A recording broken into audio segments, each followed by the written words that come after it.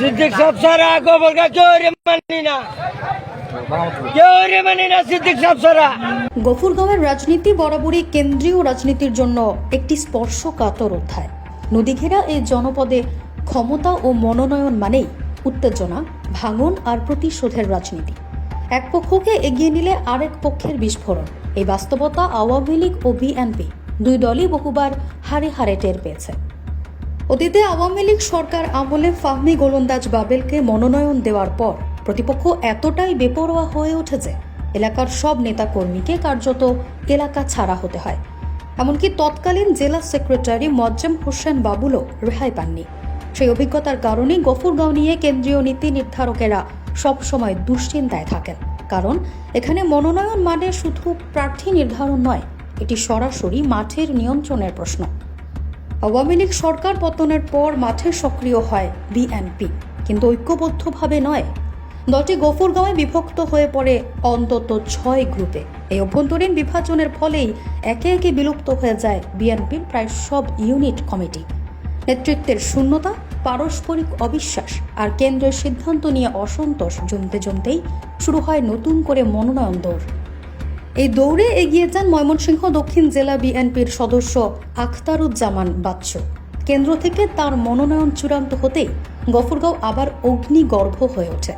শনিবার বিকেলে নিজ ফেসবুক অ্যাকাউন্টে মনোনয়ন প্রাপ্তির তথ্য নিশ্চিত করার পরপরই বঞ্চিত অংশের নেতাকর্মীদের ক্ষোভ সামাজিক যোগাযোগ মাধ্যমে পেরিয়ে নেমে আসে রাজপথে।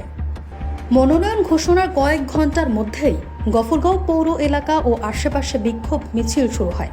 দোকানপাট বন্ধ করে দেওয়া হয়, গুরুত্বপূর্ণ সড়ক অবরোধ করা হয়। সবচেয়ে ভয়াবহ পরিস্থিতি তৈরি হয় শিবগঞ্জ রোড রেল ক্রসিং এলাকায়। সেখানে রেললাইন অবরোধ করে রেললাইনের ওপর আগুন জ্বালানো হয়, ভেঙে ফেলা হয় গেট ও লাইন সংযোগের মোটর।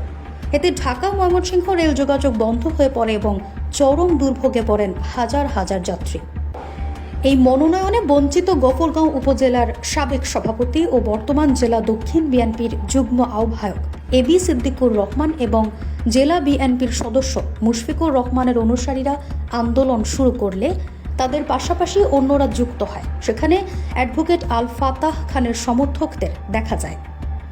দলীয় মনোনয়ন বিষয়ে ক্ষোভ প্রকাশ করে উপজেলা বিএনপির সাবেক যুগ্ম আহ্বায়ক ও সাবেক ভাইস চেয়ারম্যান শাহ আবদুল্লাহ আল মামুন বলেন, বিএনপির দলীয় নেতাকর্মীদের প্রাণের দাবি বর্ষিয়ান রাজনীতিবিদ উপজেলা বিএনপির সাবেক আহ্বায়ক ও দক্ষিণ জেলা বিএনপির যুগ্ম আহ্বায়ক এবি সিদ্দিকুর রহমানকে মনোনয়ন দিবেন। এছাড়াও জেলা বিএনপির সদস্য মুশফিকুর রহমান বিএনপির মনোনয়ন প্রাপ্তির জন্য অন্যতম দাবিদার। অন্যথায় দুর্বার প্রতিরোধ ও আন্দোলন গড়ে তোলা হবে। ময়মনসিংহ জেলা দক্ষিণ বিএনপির সাবেক যুগ্ম আহ্বায়ক ও পাগলা থানার সাবেক যুগ্ম আহ্বায়ক ডাক্তার মোফাক্খারুল ইসলাম রানা আখতারুজ্জামান বাচ্চুকে সমর্থন দিয়ে সবাইকে শান্ত ও শৃঙ্খলায় আনার আহ্বান জানান। আসলে এখানে যারা মনোনয়ন না পেয়ে যারা ক্ষুব্ধ, আমি ওনাদের সাথেও কথা বলেছি, ব্যক্তিগতভাবে কথা বলেছি। আমি এখনো কথা বলবো ওনাদের সাথে।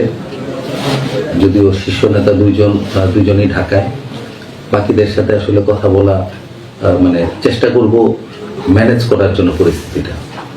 এবং যেহেতু ওনারা আমাদের একই সংগঠনের ভাই, আমরা চাই যে আমি ব্যক্তিগতভাবে চাই ওনাদেরকে বোঝায়া জিনিসটা পরিস্থিতিটা বোঝানোর জন্য যে এটা আমাদের ঠিক না, দলের ভাবমূর্তি নষ্ট হচ্ছে। এবং ভারপ্রাপ্ত চেয়ারম্যান উনি এই সমস্ত ব্যাপারে অত্যন্ত কঠোর ভূমিকা। বাংলাদেশে এভাবে কোথাও কোনো জায়গায় মনোনয়ন পরিবর্তন করা যায় না। This is not the way, proper way. এটা আমি ওনাদেরকে বোঝাতে চেষ্টা করব।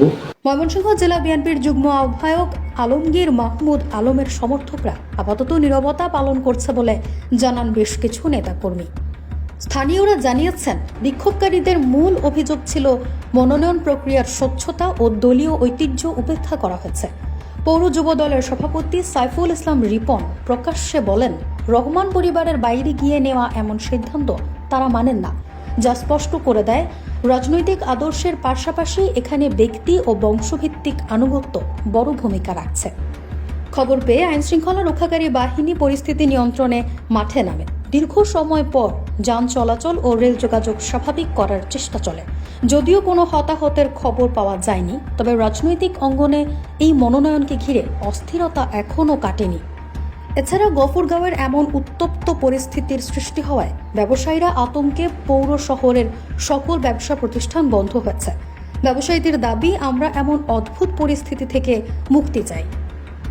গফরগাঁওয়ের আইন শৃঙ্খলা পরিস্থিতি নিয়ে উপজেলা নির্বাহী কর্মকর্তা ইউএনও NM আব্দুল্লাহ আল মামুন বলেন, অগ্নিসংযোগ, সড়ক ও রেলপথ অবরোধের কারণে ভোগান্তির সৃষ্টি হয়েছে। পরিস্থিতি স্বাভাবিক রাখতে কাজ করছি।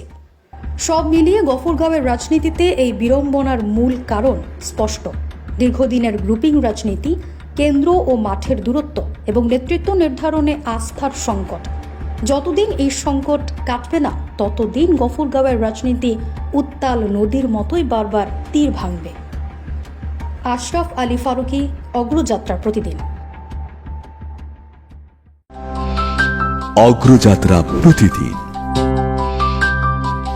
নির্ভীক প্রত্যয়ে উজ্জীবিত।